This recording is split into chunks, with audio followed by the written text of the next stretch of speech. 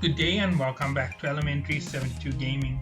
Now we're back with another Tower of God video, and this time we're on the hidden floor once again. On the hidden floor this time we're kicking off with a massive plot twist. We're going to start off with what is happening with Boro, Sachi and the rest of the group, and we'll then kick it off into what happens for the rest of this floor, and we'll go through the training that they go through, because there's not that much to explain about it, but there is a lot that happens in that fight that happens in the end that I want at least 10 minutes to explain to everybody. So let's get ready for one crazy adventure. So we are on the hidden floor, and Sachi, Boro and, if I'm correct, Betis end up taking a trip to find Kun Edwan, one of the 10 great families Data. He is the only one left from the 10 great families or the 10 great warriors who is left here in the form of Data. Everybody else has been erased, including Arlene and V, and he is the last one here. He still remembers everything, so things are going to get a little bit crazy from here on out when we talk about Kun, because we're going to be talking about Kun Edwan, Kun Mashio, who is another great Kun spear bearer, almost as infamous as his father with his spear bearing techniques, Kun Mashini, who is the high ranker princess of Jahaad, who is involved in so much of shenanigans that we know on the outside, and another Kun who is Iria, or Irio, whatever his name is, I don't know it exactly, but the third Kun.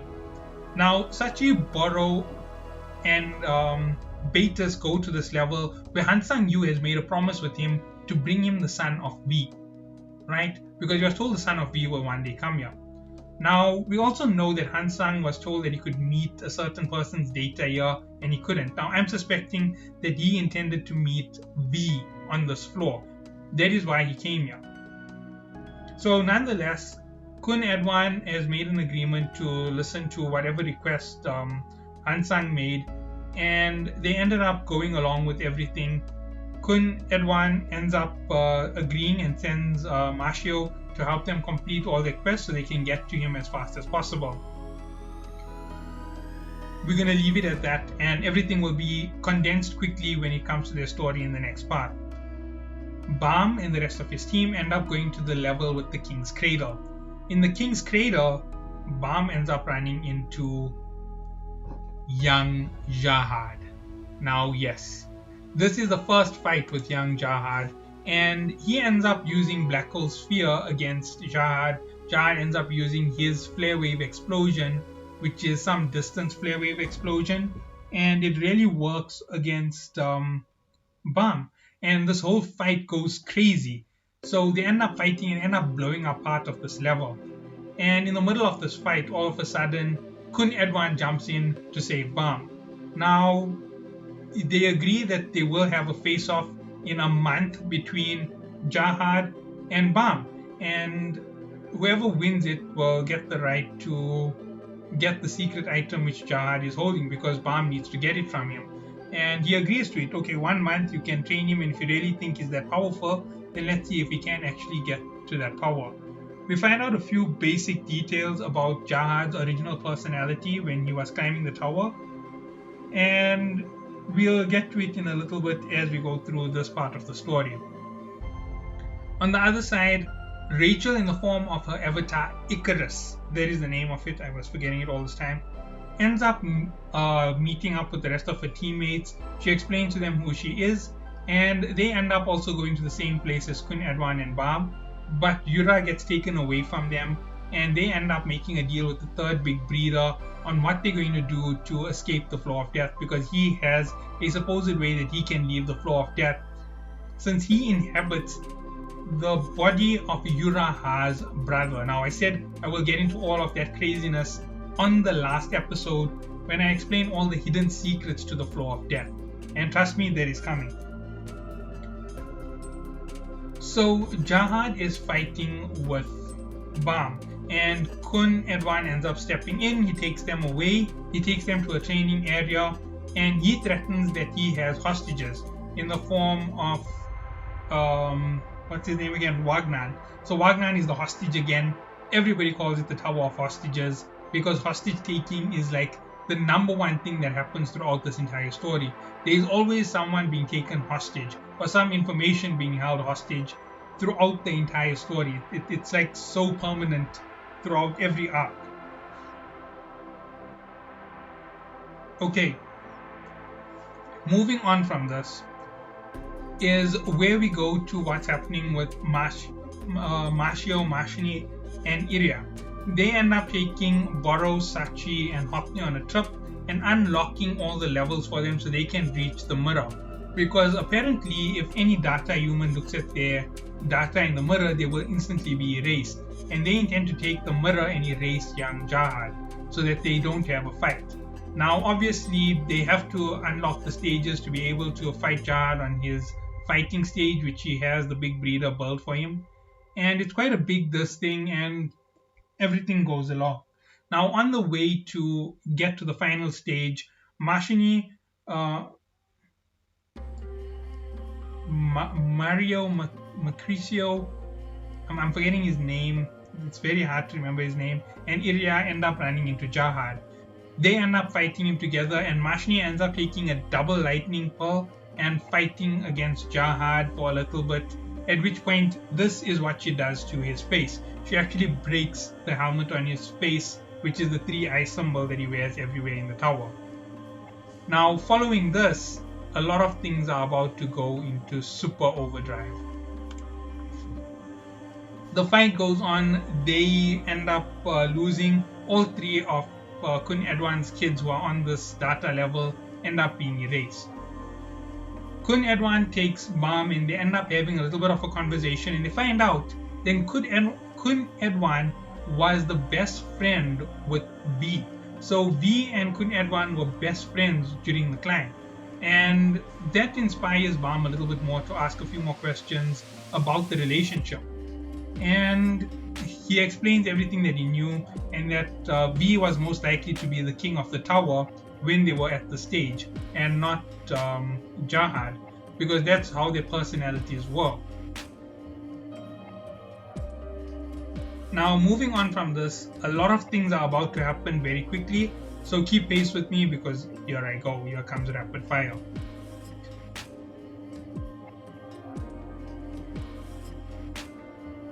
Kun Edwan decides to take Bam along the route of learning his Shinsu quality, because manifesting one's Shinsu quality ends up improving the ability that one has to control Shinsu.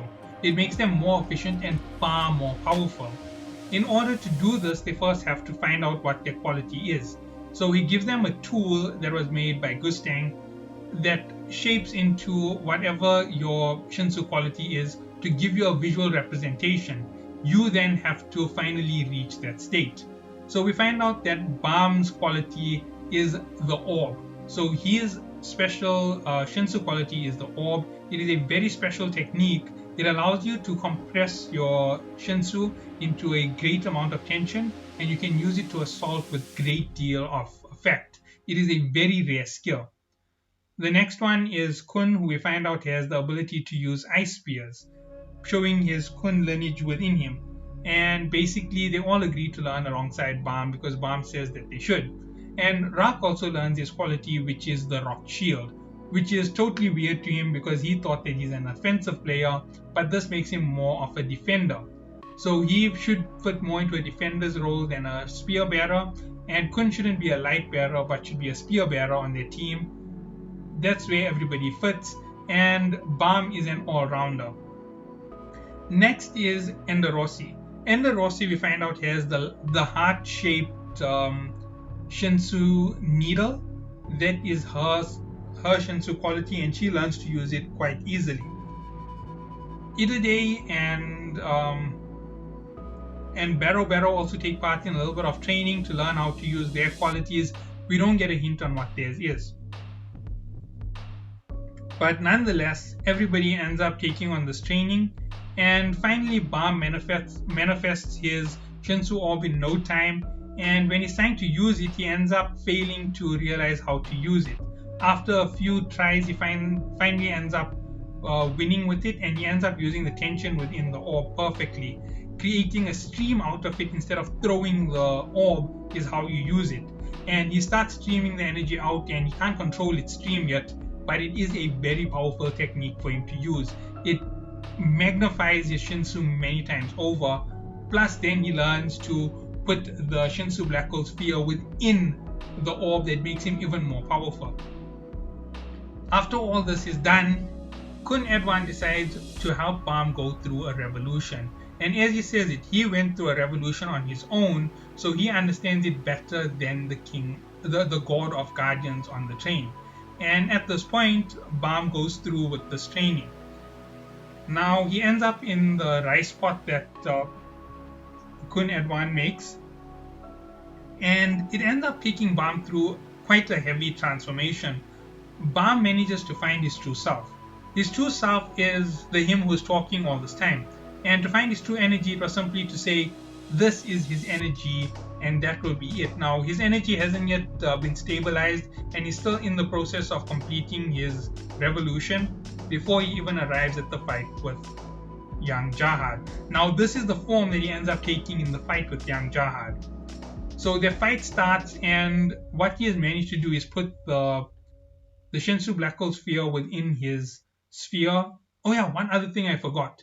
Everybody's sworn enemies ended up coming to fight them, and Kun and Rak end up fighting Viol. Bam ends up fighting multiple other enemies and slaying them like there's nothing. He almost ends up killing Kun's sworn enemy, who's his adoptive sister. But nonetheless, Kun was almost killed by her as well on the starter floor. But the only reason he was saved was Rachel decided that she wanted to kill him more cruelly by putting a bomb near his heart. And when he learned the Shinsu skill of his with Ice Shinsu, it ends up saving him at the end of this entire saga. I'm explaining it right now instead of later. So let's get into what happens at the showdown between Bam and Jahaad. The best fight in all of Tower of God till this point is this fight. I have to say that this is the very best. They are on equal terms. They fight absolutely on par. They decimate everything in their path, and this is what you want to see from two high-class characters. You want to see more fights of this level. You want to see Bam fight people on this level in the future. You want to see him struggle. You want to see him overpower and dig deeper inside himself to get new powers. So starting off the fight, Bam hasn't yet completed his revolution. The horns aren't on his head. He ends up opening both thorns and sticking them out on his back. He ends up pulling out the orb with the Shinsu black hole sphere within it, and he ends up using it as his power. Now within himself, with his sworn enemy within him, he ends up finding his true self being himself instead of looking for his power, and all he had to do was draw up what he believed is his own power, and that was his power. So finally he did it without succumbing to the temptation of the thorn, or the temptation of the souls, or any of the other temptations within himself. He ends up doing this, and his power grows hugely in the middle of the fight, which gives him the two horns on the front of his head. Bam takes on this crazy look, and this crazy power starts emanating from him. Now, these are the following things to note about Jahaad. When Jahaad fights with somebody, he doesn't take them seriously to start with. So, no matter how strong you are, he's never going to go all out until you give him a reason to do it. And the more powerful you are, the more excited he gets.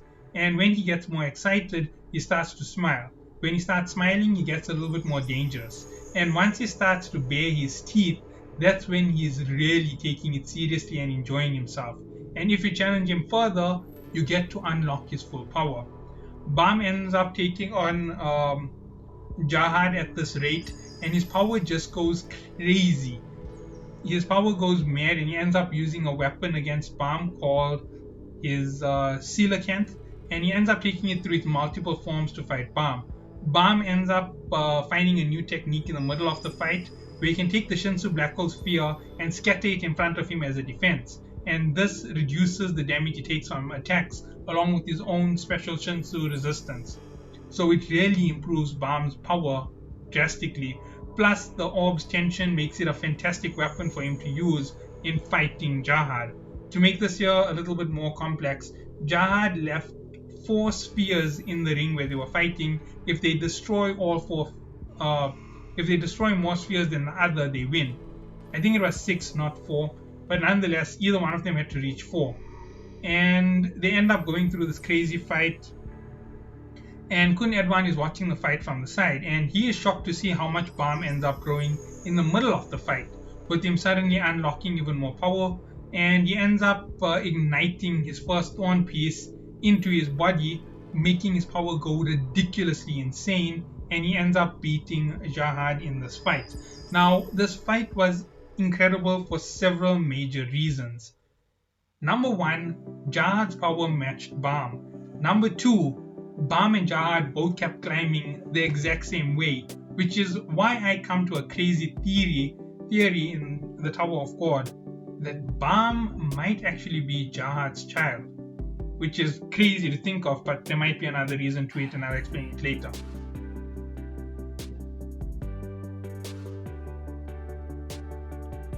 So Bam and Jahaad end up fighting. Jahaad ends up giving up to Bam and handing over the treasure piece that Bam is looking for to Bam. That makes Bam the winner of the contest between himself and Rachel. Right, moving on. Rachel has been plotting and scheming with the big breeders. Now we find out that the big breeders are on the other side of the data wall. They've been plotting and scheming, and they take all the other regulars to another location where they're gonna fight with each other to reach the mirror of balance, because there's a glitch in this entire world thanks to Yurik Mazzino. Now all of that will be explained in the final part, but I decided that I'm going to wrap it up like this. Everything is topsy-turvy, right? Nothing is straight up like it should be. Bam is the winner of that fight, which was unbelievable to say the least. He is the strongest irregular at that point when it comes to anybody who's fought. We don't know whether he's better than Yurik's data, because Yurik's data was corrupted and erased from the floor. And Yurik got so angry he ended up causing a bug in the entire floor, and that's how it goes. So nonetheless, Bam is the winner. Kun and everybody ends up taking on this quest, and Rachel ends up detonating the bomb in Kun's heart when there was no reason for it to be done. This ends up putting Kun in a state near death, and he ends up freezing himself. Also, they end up achieving what they were trying inside the floor of death, which was to get the data versions of themselves to come out as the real life versions. However, the calculations were all wrong, and by doing it, they allowed Jahaad, the real king of the tower, to enter the floor of death. And here we go with the finale. Actual Jahaad versus Jahaad, Kun Edwan, Bam. And on the other side, Yurik Mazzino, the rest of the regulars, and what exactly happened in the secrets of this floor. Tune into the next episode and you'll get to see it all. So see you all then. Have a good day.